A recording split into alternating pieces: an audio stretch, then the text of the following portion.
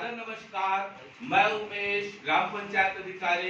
आज हमारे खंड विकास अधिकारी हैं, हमारे विकास खंड के समस्त स्टाफ, आप सब लोगों को होली के इस पावन पर्व पर सर्वप्रथम मैं ढेर सारी शुभकामनाएं देता हूँ, बधाई देता हूँ कि यूं ही आप लोगों की जिंदगी में लगातार रंगों की बौछार आए, खुशियां मिले। और दोस्तों, जो ये पौराणिक कथा के अनुसार एक हिरण्यकश्यप नामक दैत्य था, जिसने कठिन तपस्या कर ये वरदान प्राप्त करा कि उसे न दिन में, न रात में, न घर में, न अंदर, न कोई इंसान, न कोई जानवर मार नहीं सकता। तो बहुत ज्यादा वो आतताई हो गया, निरंकुश हो गया।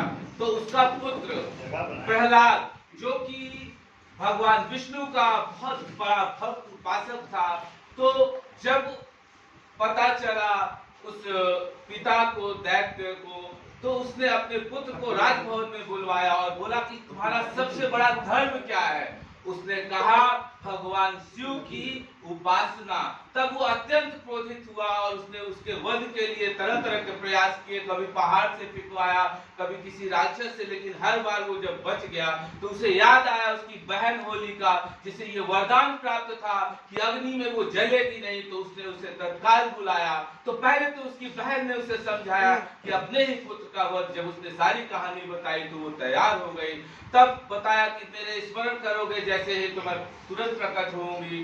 तो उसने पूरे राजमहल के बीचों बीच चिता बनवाई कि उसे ये निश्चित था कि आज मैं अपने पुत्र को मृत्यु के घाट उतार ही दूंगा। तो उसने अपनी बहन का स्मरण करा और उसकी बहन प्रकट होते हुए उस विशेष वस्त्र के माध्यम से, जिसमें उसे वरदान प्राप्त था, उस बच्चे को लेकर, गोद में लेकर और अग्नि के उसमें बैठ गई। और कुछ ही पल में बहन जो होलिका थी वो तो जलकर खाक हो गई और वो पूरी तरीके से प्रहलाद भगवान विष्णु के वरदान से सुरक्षित रहा।